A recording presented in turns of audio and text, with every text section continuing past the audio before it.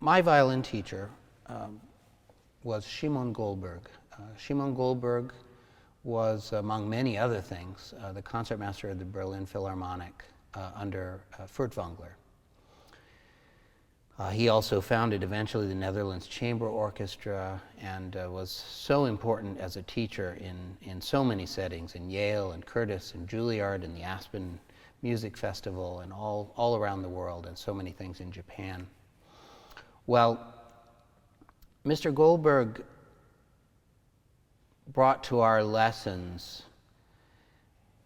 a perspective that the composers that we love so much were real virtuosos on their instrument. And this is simply true. Beethoven and Mozart and Bach and Bartók, to name a few, were musicians that not only could create music, but were musicians that felt what it meant to be on stage and captivating the audience or losing the audience. And that in that sensibility, they not only honed their skills in forming music, composing music, but they judged it from a whole startlingly wide set of perspectives on what makes music succeed. With that perspective, he impressed on us that when you look at the markings of Beethoven or Mozart in the score, you're not looking at something which is kind of in any way a superficial ornament of the musical content. You are looking at a plea from one virtuoso to another virtuoso, giving you every possible instruction of how you are going to make that piece work. He had a wonderful saying that was that he said, the composer wants the piece to succeed even more than you do, and that therefore each message that they leave behind should be understood with that sense of urgency and passion. While I studied with Mr. Goldberg, we had a few chances to look into the manuscripts of a certain composer.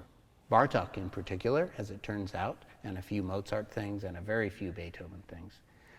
I'm sad that he had passed away by the time the computer opened up the pathway that allows the really deep study of Beethoven's manuscript. Because even if it didn't reveal anything new, I know that just the life of the page would have confirmed and brought to life the spirit that he was teaching us about. What I think would have startled him, and certainly startled me, and would have been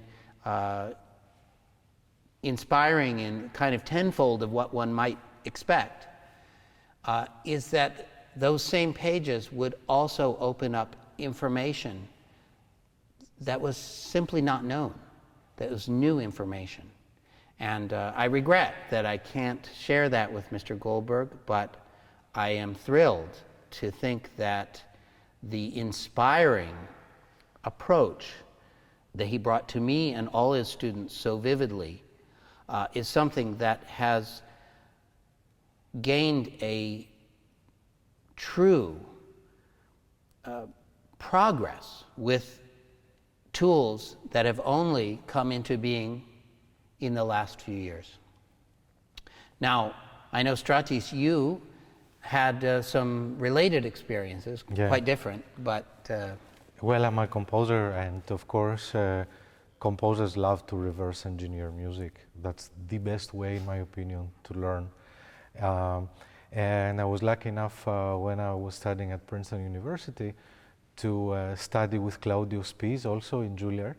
And at that time, Claudio Spies had the inspiration to do exactly that, use the enormous manuscript library and facsimile library that Juilliard has to teach courses essentially on composition, by looking at revisions that composers made. So I remember very vividly discussing the revisions of Brahms in the Fourth Symphony, for example, or what really stuck with me was the revisions in recitativi of Mozart from Idomeneo. And then I could see the composition decision process, which I think is so important. And even in my teaching today, I think, and in my own creative work, I think it's so important to take the masterpiece off the pedestal and kind of sit with a great composer on the table and see what decisions are better than others.